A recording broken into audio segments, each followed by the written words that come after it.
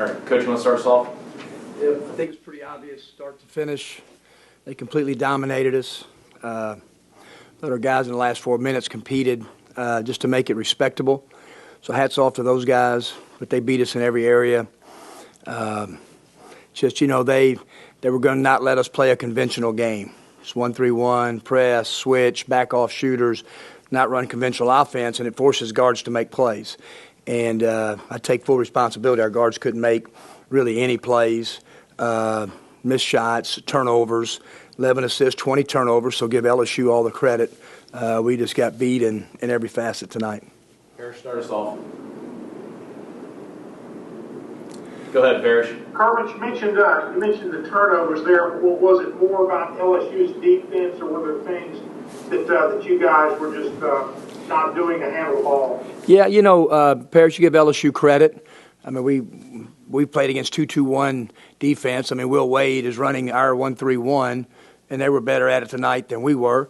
And so we couldn't, like I said, we couldn't make plays. When they just double team you against really good players, they're playing well at that particular time, ball goes out, the double teams, boom, goes and makes plays.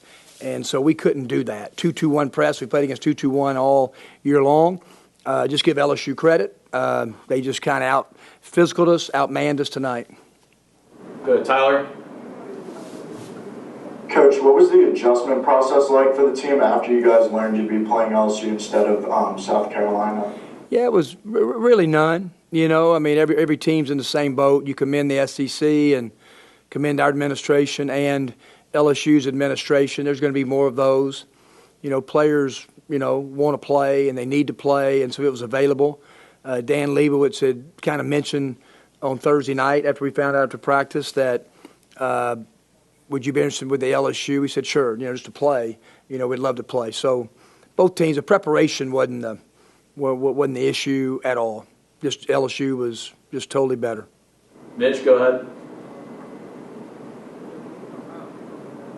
Coach, talk about that 1-3-1 that LSU ran against you guys. Who else runs that in the SEC, and when do you expect to see that next? Well, it's what we've been doing for about 17 years, and so a lot of teams have copied and run what we run, and a lot of teams across the country are starting to run it, and so they ran it better than we did. And we're supposed to be the kind of the Cadillac of running the 1-3-1 like we did against Auburn the other night. But they just have good athletes. They don't really trap us hard and wide. And, again, I thought we had balls at particular times in open spaces of the floor and open shots, and you just got to make shots. I mean, you just got to make shots against it, and we failed to do that. Go to Chris.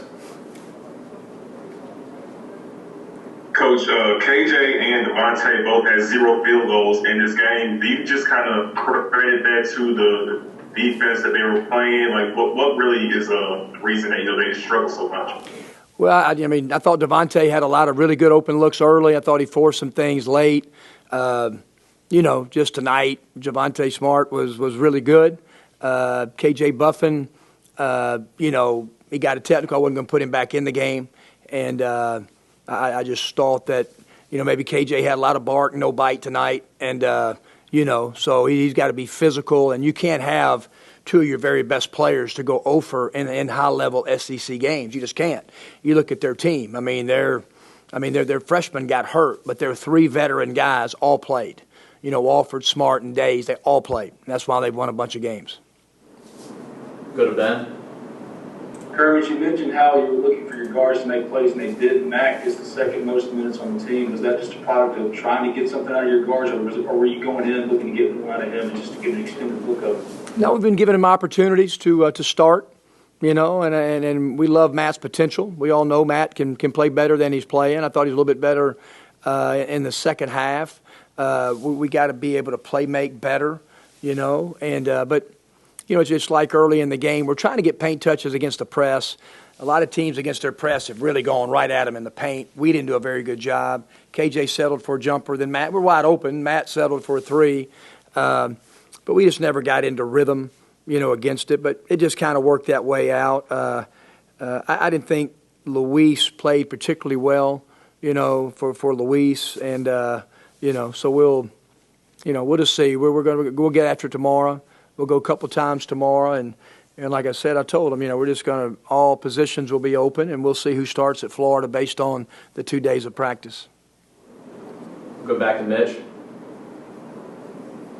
Coach, talk a little bit about the quick turnaround to play LSU and how it didn't really have that big of an effect. But talk about how that prepares you for, let's say, the SEC tournament, NCAA tournament, having that 24 to 36 hour turnaround to play another SEC team. Yeah, college basketball teams and coaches are used to it because even after our pause, we played, I think, 6 games in 13 days. So we're used to it. And it's just preparation. The film and the video is right at the touch of your finger with all the modern technology. So that's not an issue. And, both teams are in the same boat, but it does. It prepares you for quick turnarounds. And obviously our team, we didn't handle it very well, and I take full responsibility for that. Any more questions for Coach? All right, thanks, Coach. Thank you, guys.